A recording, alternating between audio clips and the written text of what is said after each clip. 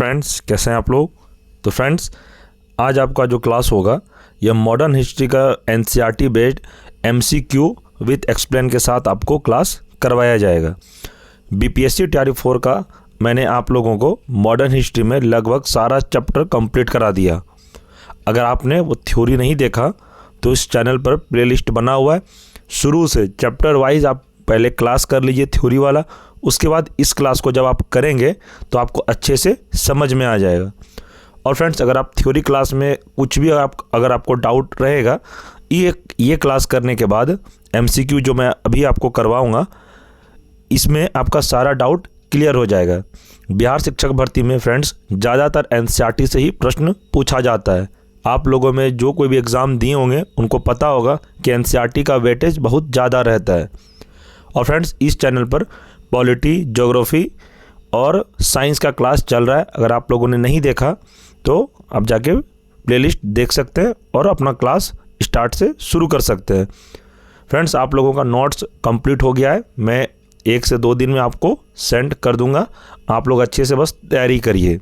इसलिए 2 दिन से क्लास नहीं ले पा रहा था मैं आप लोगों का, बट फ्रेंड्स अभी से आप लोगों का क्लास कंटिन्यू चलेगा, टेंशन की कोई बात नहीं है। तो चलिए शुरू करते हैं। आज का हमारा पहला प्रश्न है,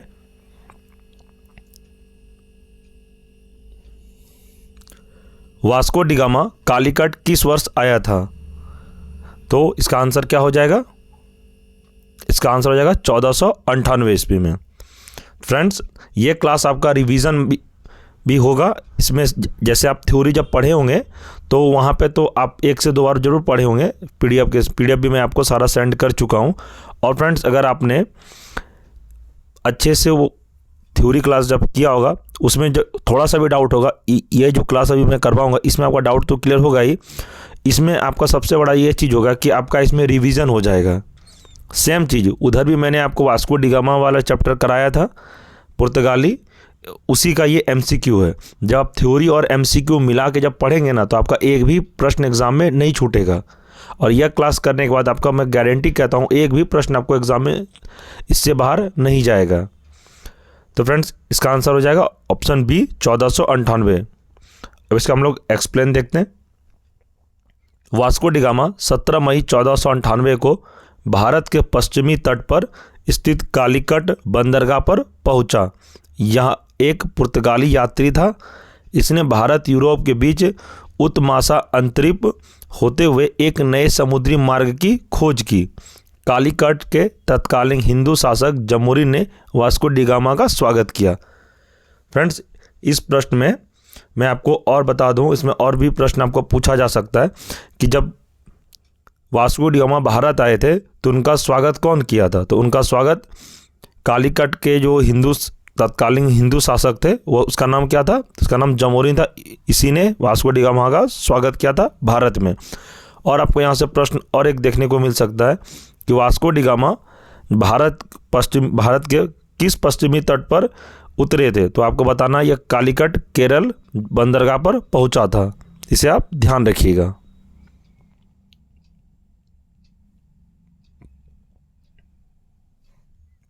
प्रश्न है, लंदन में ब्रिटिश ईस्ट इंडिया कंपनी के गठन के समय भारत का मुगल बादशाह कौन था?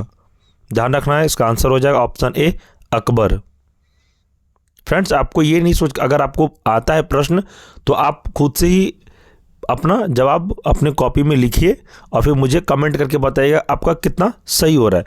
और जो पहली बार वीडियो देख रहे हैं उसका ये समझिए कि रामबाण ही क्लास हो रहा है और आप लोगों के लिए भी बहुत बेस्ट क्लास है। ये आपको अच्छे से समझ में आ जाएगा। जब आप थ्योरी करिएगा फिर उसके बाद एमसीक्यू करिएगा इसी चैप्टर का तो अच्छे से आपको दिमाग में सेट हो जाएगा और एक भी प्रश्न आपको एग्जाम में नहीं छूटेगा। इसका हम लोग देखते हैं एक्सप्लेन। इंग्लैंड की महारानी एलिजाबेथ प्रथम के समय 31 दिसंबर 1600 को लंदन में ब्रिटिश ईस्ट इंडिया कंपनी की स्थापना हुई। कब हुई थी? 1600 ईस्वी को। ये आप ध्यान रखिएगा। इसे शाही चार्टर द्वारा 15 वर्षों के लिए पूर्वी देशों से व्यापार करने का एकाधिकार प्रदान किया गया। इसका आरंभिक उद्देश्य भारतीय भूभाग पर अधिकार करना नहीं बल्कि व्यापार करना था।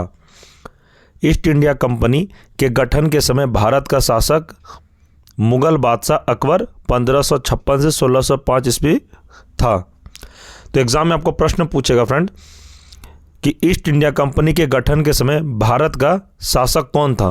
तो ध्यान रखना है आपको, यह मुगल बादशाह अकबर थे। तो ये भी आप प्रश्न एग्जाम में आपको पूछा जा सकता है।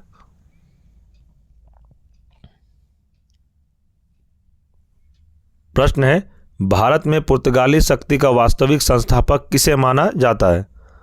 ध्यान रखिएगा, इसका आंसर हो जाएगा ऑप्शन बी, अलबुकर्क को माना जाता है भारत का वास्तविक पुर्तगाली संस्थापक। इसका हम लोग देखते हैं, एक्सप्लेन करने से ही होगा फ्रेंड्स कि आपका पूरा जो क्वेश्चन में थोड़ा सा भी डाउट रहेगा। एक्सप्लेन में यही होता है कि एक प्रश्न में आपको 3 से 4 उसके एक्सप्लेन में प्रश्न देखने को मिल जाएगा। जैसे हम आपको बताते हैं इसमें कि अल्फांसो डी अल्बुकर्क 1509-1515 ईस्वी भारत में पुर्तगाली शक्ति का वास्तविक संस्थापक माना जाता है। इसने बीजापुर के आदिल शाही सुल्तान से 1510 ईस्वी में गोवा को जीत लिया। इस विजय के पश्चात भारत में पुर्तगाली नौसेना का प्रभुत्व एवं पुर्तगाली राज्य स्थापित हुआ।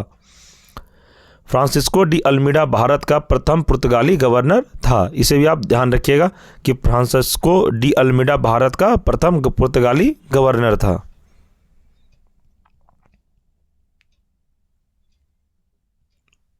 प्रश्न है, मुगल दरबार में सन 1717 में भेजे गए अंग्रेज दूतमंडल का प्रमुख कौन था, जिसने मुगल सम्राट फर्रुखसियर से शाही फरमान प्राप्त किया।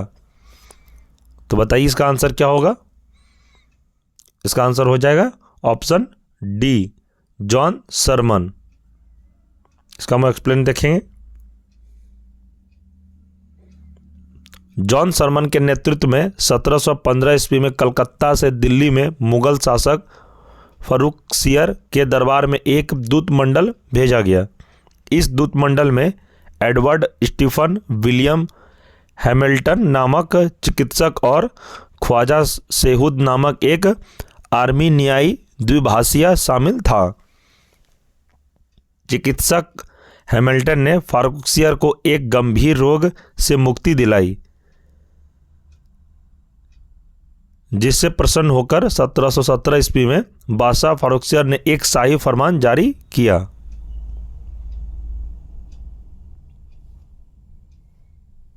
प्रश्न है, ईस्ट इंडिया कंपनी का आरंभिक नारा क्या था। तो इसका आरंभिक नारा क्या था। इसका आंसर हो जाए ऑप्शन सी, भूभाग नहीं व्यापार।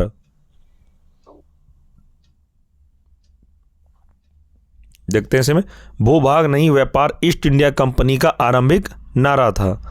अंग्रेजों ने भारत में अपना पहला व्यापारिक कारखाना 1613 में जहांगीर के शासनकाल में सूरत में स्थापित किया था। अंग्रेज ने पूर्वी भारत में अपना पहला व्यापारिक कारखाना 1633 में उड़ीसा के बालासोर नामक स्थान पर स्थापित किया था। दक्षिण भारत में पहला कारखाना 1611 ईस्वी में मसूलीपट्टनम नामक स्थान पर अस्थायी तौर पर स्थापित किया गया।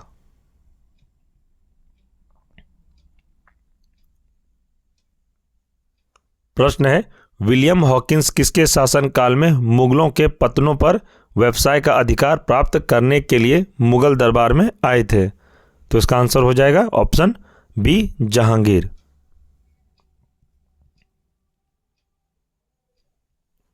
सोलह 1608 में विलियम हॉकिंस ब्रिटेन के सम्राट जेम्स प्रथम के राजदूत के रूप में भारत आए थे।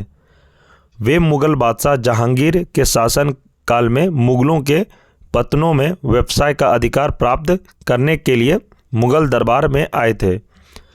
हॉकिंस से प्रसन्न होकर जहांगीर ने 400 का मनसब तथा जागीर प्रदान किया। ऐसा पद प्राप्त करने वाला विलियम हॉकिंस प्रथम ब्रिटिश व्यक्ति था।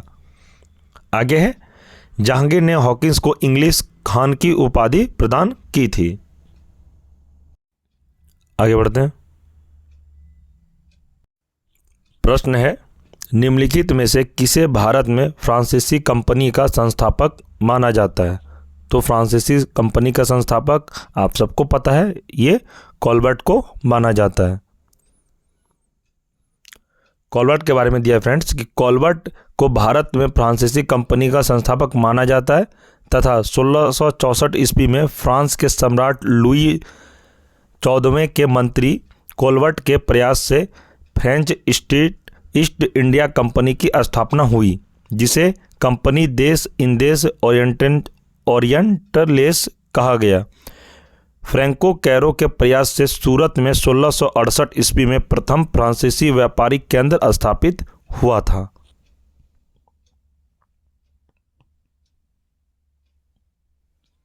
प्रश्न है, प्रथम कर्नाटक युद्ध का कौन सा तात्कालिक कारण था? तो इसका आंसर क्या हो जाएगा? तो कर्नाटक युद्ध का तात्कालिक कारण क्या था? इसका आंसर हो जाएगा ऑप्शन डी, अंग्रेजों द्वारा फ्रांसीसी जहाजों का अधिग्रहण।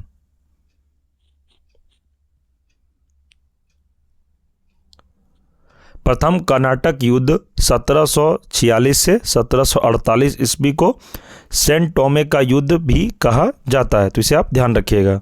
इस युद्ध के होने का तात्कालिक कारण कुछ फ्रांसीसी जहाज़ों का एक अंग्रेज अधिकारी कैप्टन बर्नेट के द्वारा अधिग्रहण कर लेना था। कैप्टन पैराडाइज के नेतृत्व में फ्रांसीसी सेना ने आड्यार नदी पर स्थित सेंट टोमे नामक स्थान पर नवाब को पराजित किया। यह युद्ध एक्स ला सापेल की संधि से समाप्त हुआ था, इसे आप ध्यान रखिएगा। जितने भी मैं फ्रेंड्स आपको प्रश्न करवा रहा हूँ सभी एनसीईआरटी प्रश्न हैं और सेम है, जिस बुक से मैंने आपको करवाया था एनसीईआरटी प्रश्न उसी का ये एमसीक्यू है। इसलिए मैं कहता हूँ सभी को कि मॉडर्न हिस्ट्री का पहले आप थ्योरी करिए चैप्टर वाइज, पहले चैप्टर वाइज थ्योरी करने के बाद फिर आप ये एमसीक्यू जब आप करेंगे तो आपको अच्छे से समझ में आ जाएगा। आगे है, डचों ने बंगाल में कौन सा कारखाना स्थापित किया था? तो इसका आंसर हो जाएगा ऑप्शन बी, पिपली।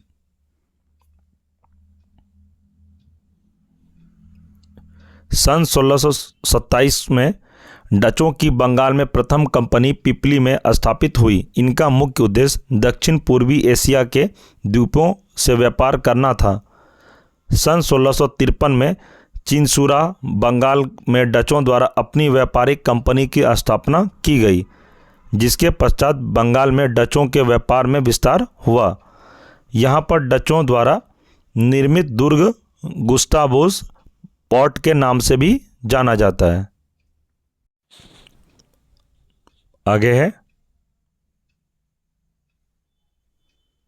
17वीं शताब्दी में अंग्रेजों द्वारा यूरोप को निर्यात की जाने वाली कौन सी वस्तु नहीं थी? तो इसका आंसर हो जाएगा ऑप्शन बी, चाय।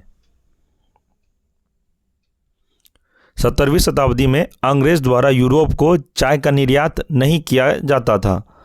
मसाले, सूती वस्त्र एवं नील 17वीं शताब्दी में अंग्रेजों द्वारा यूरोप को निर्यात की जाने वाली प्रमुख वस्तुएं थी। नील की खेती अंग्रेज द्वारा प्रारंभ की गई प्रथम व्यापारिक कार्य थी यह नील की खेती, जिसे आप ध्यान रखिएगा।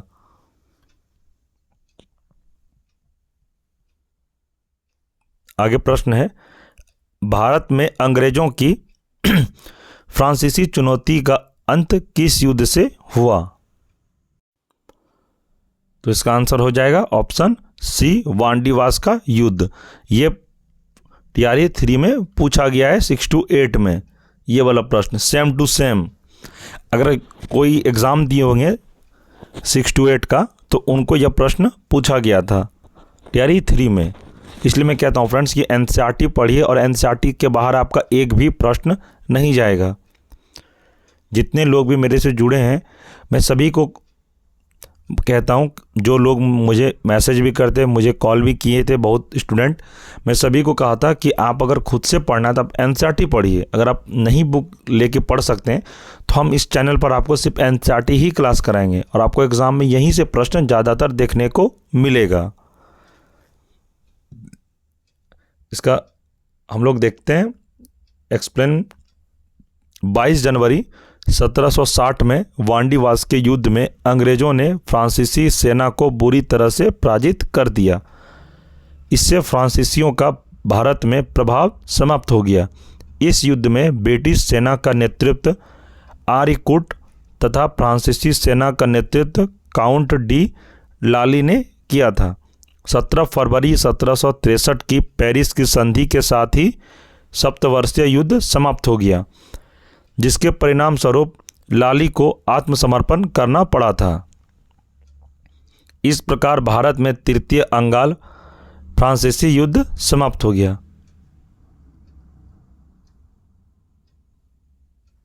प्रश्न है, भारत में पुर्तगाली उपनिवेश का प्रथम वायसराय कौन हुआ?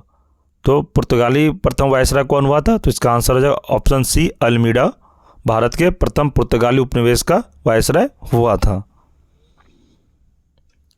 भारत में पुर्तगाली उपनिवेश का प्रथम वायसराय फ्रांसिस्को डी अल्मीडा था। पुर्तगाली राजा मैनुएल प्रथम ने मार्च 1505 में मोअर्स के खिलाफ युद्ध में उपलब्धि के कारण उसे वायसराय नियुक्त किया था। 17 मई 1498 को वास्को डी गामा भारत आने वाले प्रथम पुर्तगाली थे।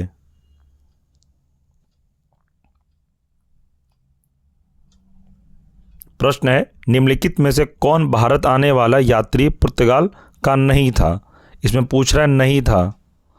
इसे आप एग्जाम में अच्छे से प्रश्न पहले पढ़िएगा, क्योंकि नहीं वाला प्रश्न बहुत ही कंफ्यूज करता है। यहीं पर स्टूडेंट लोग नहीं पढ़ते हैं और क्वेश्चन का आंसर कुछ और होना रहता है और आप लोग कुछ और लगा देते हैं। तो इसका आंसर हो जाएगा पीटर मुंडी, ये पुर्तगाली यात्री नहीं थे। प्रश्न है इसी का एक्सप्लेन में कि इनमें से भारत आने वाला यात्री में पीटर मुंडी पुर्तगाल देश का नहीं था। वह एक ब्रिटिश व्यापारी मुगल बादशाह शाहजहां के समय में भारत आया था। उसने अपने यात्रा वृतांत में 1630 से 32 ईस्वी में पड़े भीषण अकाल का भी उल्लेख किया है।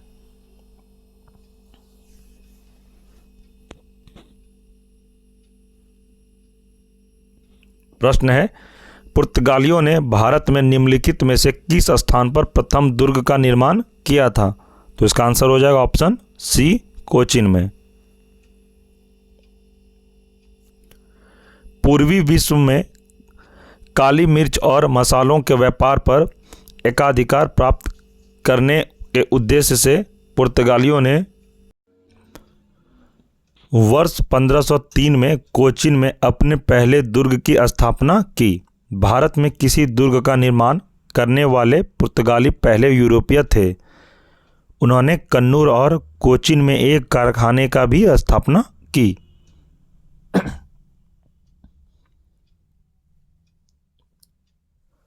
प्रश्न है, निम्नलिखित में से कौन कलकत्ता का संस्थापक था? तो कलकत्ता का संस्थापक कौन था? तो इसका आंसर हो जाएगा जॉब चार्नक। ये VVI आप लिख सकते हैं।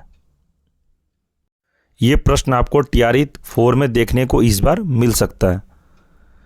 जॉब चार्नक के बारे में दिया है कि जॉब चार्नक नामक अंग्रेज को कलकत्ता शहर का संस्थापक माना जाता है। कलकत्ता का इतिहास काफ़ी हद तक ब्रिटिश ईस्ट इंडिया कंपनी और ब्रिटिश इंडिया से जुड़ा हुआ है। यहाँ यह कंपनी वर्ष 1690 में आई थी और इसे अंग्रेज़ों ने 1772 में अपनी राजधानी बना दिया।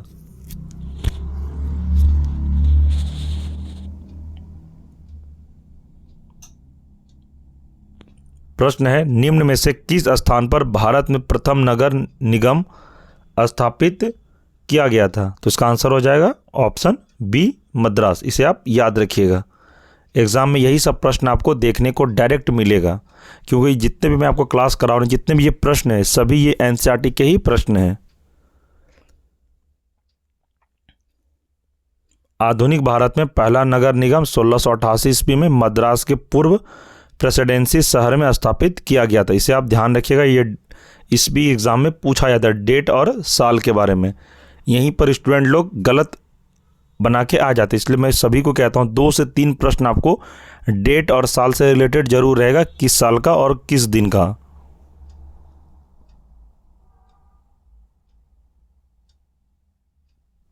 प्रश्न है, निम्नलिखित ब्रिटिश कंपनियों में से किसे भारत में व्यापार करने का पहला अधिकार पत्र प्राप्त हुआ था? तो इसका आंसर हो जाएगा ऑप्शन ए, लिवेंट कंपनी को।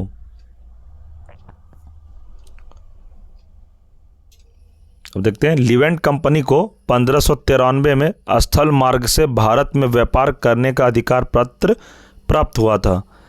31 दिसंबर 1600 को महारानी एलिजाबेथ प्रथम ने the governor and company of merchants of London trading into the East Indies को समुद्री मार्ग से ईस्ट इंडीज के साथ व्यापार करने का पहला अधिकार पत्र प्रदान किया था। तो इसे आप ध्यान रखिएगा।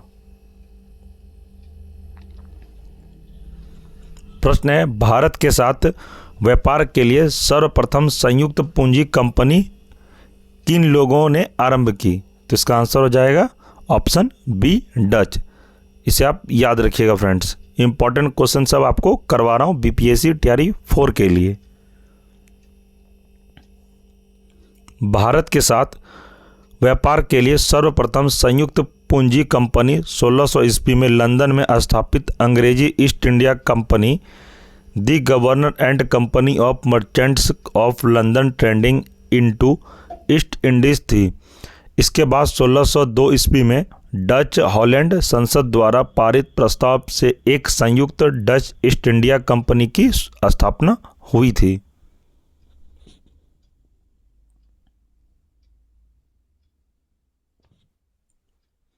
प्रश्न है, हुगली को बंगाल की खाड़ी में समुद्री लूटपाट के लिए किसने अड्डा बनाया था? तो इसका आंसर हो जाएगा ऑप्शन ए, पुर्तगालियों ने।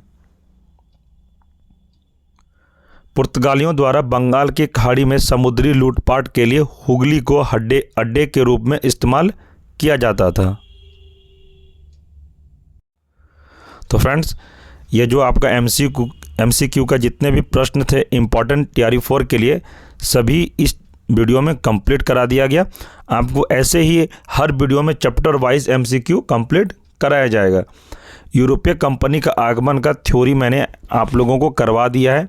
जिन लोगों ने, जो न्यू स्टूडेंट हैं, तो मॉडर्न हिस्ट्री पूरा चैप्टर कंप्लीट हो गया है तैयारी 4 का। आप पहले यूरोपीय कंपनी का आगमन मॉडर्न हिस्ट्री में चैप्टर थ्योरी पढ़िए, उसके बाद यह वीडियो आप देखिए, उसके बाद आपको अच्छे से समझ में आ जाएगा। जब आप थ्योरी पढ़ के सेम उसमें भी मैं यूरोपीय कंपनी का आगमन से रिलेटेड थ्योरी करवाया, और इस वीडियो में यूरोपीय कंपनी का आगमन से रिलेटेड जितने भी एमसीक्यू एक्सप्लेन के साथ, और जो एमसीक्यू एग्जाम में पूछा जाएगा आपको क्वेश्चन, वो डायरेक्ट प्रश्न के साथ में आपको करवा दिया। और यहाँ से फ्रेंड्स आपका एक भी बाहर प्रश्न नहीं जाएगा, ये आप कंफर्म रहिए। एक भी प्रश्न आपको बाहर देखने को नहीं मिलेगा इस क्लास से। जितने मैं आपको प्रश्न करवा दिया, ये आप सोचिए आपके लिए इम्पॉर्टेंट ही है। इसी तरह फ्रेंड्स, सारा जितने भी मॉडर्न हिस्ट्री में चैप्टर हैं, जैसे मैं आपको थ्योरी करवाया, हर चैप्टर का एक वीडियो में एक चैप्टर ख़त्म, उसी तरह हर वीडियो में एक चैप्टर आपको कंप्लीट कराया जाएगा चैप्टर वाइज। जितने भी चैप्टर है, अगर उसमें टॉपिक ज़्यादा रहेगा तो फिर टॉपिक वाइज भी आपको करवा दिया जाएगा एमसीक्यू। इसलिए पहले आप थ्योरी का क्लास देखिए, क्योंकि मॉडर्न हिस्ट्री मैंने कंप्लीट करवा दिया है आपको। मॉडर्न हिस्ट्री का क्लास पूरा कंप्लीट है, लगभग 30 चैप्टर कंप्लीट करवा दिया है आपको। वो क्लास आप करने के बाद फिर एमसीक्यू जब आप लगाइएगा तो आपका बहुत सारा डाउट क्लियर हो जाएगा। और फ्रेंड्स, तैयारी 4 का जो तैयारी आप लोगों का कर रहे हैं, और मैं आपको अभी पॉलिटी, ज्योग्राफी, साइंस का क्लास चल रहा है, सभी का प्लेलिस्ट भी बना दिया गया है। आप जो नए हैं, आप जाके क्लास शुरू से कर सकते हैं। तो फ्रेंड्स, हम लोग अब नेक्स्ट में पढ़ेंगे एमसीक्यू, इसी में मॉडर्न हिस्ट्री का ही दूसरा चैप्टर। और फ्रेंड्स, अगर इस चैनल पर जो नए हैं, चैनल को सब्सक्राइब जरूर कर लें और बेल आइकन को प्रेस अवश्य कर लें। बेल आइकन प्रेस करने में इसलिए कहता हूं कि जब भी इस चैनल पर वीडियो अपलोड होगी तो आपको सबसे पहले नोटिफिकेशन मिल जाएगा। और फ्रेंड्स, अगर ये आपको वीडियो पसंद आया तो वीडियो को लाइक करें और इसे दोस्तों में भी शेयर करें। जो फ्रेंड्स आप लोगों का तैयारी कर रहा है तैयारी 4 के लिए, उन्हें भी यह वीडियो आप ज़रूर शेयर करें। तो ठीक है फ्रेंड्स, मिलते हैं हम लोग नेक्स्ट वीडियो में। तब तक आप लोग अच्छे से तैयारी करिए और रिवीजन करिए। ये आपका रिवीजन क्लास था, इसको आप बिल्कुल भी हल्के में नहीं लीजिएगा। ऐसा नहीं कि यहाँ से प्रश्न आपको नहीं मिलेगा देखने, वह यही सब प्रश्न है। आपको मैं थ्योरी करवाया, और थ्योरी में जो प्रश्न बनता है उसी का यह एमसीक्यू है। बस यही आपको ध्यान रखना है। और कम पढ़िए, लेकिन बार बार पढ़िए रिवीजन। मैं ज़्यादा आपको प्रश्न इसलिए भी नहीं कराता क्योंकि जो इम्पोर्टेंट नहीं है वो कराने से कोई फ़ायदा नहीं है। आपको बहुत सारे टीचर मिल जाएंगे, बहुत सारा प्रश्न करवाने वाला, लेकिन मैं उतना ही आपको पढ़ाऊंगा जितना आपके लिए ज़रूरी है। ज़्यादा पढ़ाने से कोई फ़ायदा नहीं है। इसलिए आप लोग ट्रस्ट किए हैं तो मैं आपको ट्रस्ट ऐसे ही बरकरार रखूँगा और आपको एग्ज़ाम 100% सिलेक्शन दिलवा के रहूँगा। बस जितना मैं आपको कहता हूँ बस उतना ही पढ़िए। कुछ भी आपको क्वेश्चन पूछना हो, कुछ भी आपको दिक्कत है तो आप मुझे मैसेज करिए, कमेंट में क्वेश्चन अपना पूछ सकते हैं, मैं आपको रिप्लाई ज़रूर दूंगा। और जो कोई भी टेलीग्राम पर मुझे मैसेज करना चाहते हैं, टेलीग्राम पर मेरे से बात करिए, टेलीग्राम पर मैसेज करिए, आपको रिप्लाई अवश्य दिया जाएगा। और फ्रेंड्स, इस क्लास का आपको PDF चाहिए तो आप टेलीग्राम पर ज्वाइन अवश्य हो जाइएगा। टेलीग्राम का लिंक इस वीडियो के डिस्क्रिप्शन में दे दिया जाएगा, वहाँ पे आपको यह क्लास का PDF मिल जाएगा। और फ्रेंड्स, यह वीडियो आपको कैसा लगा कमेंट करिए। अच्छा लगा तो वो भी कमेंट करके बताइए क्या अच्छा लगा और आप कौन सा क्लास का तैयारी कर रहे हैं, कौन सा क्लास का आप सब्जेक्ट का आपको क्लास चाहिए। आप कुछ भी डाउट हो आप कमेंट जरूर करिएगा, आपको रिप्लाई ज़रूर दिया जाएगा। तो ठीक है फ्रेंड्स, मिलते हैं हम लोग नेक्स्ट वीडियो में। तब तक के लिए जय हिंद, जय भारत।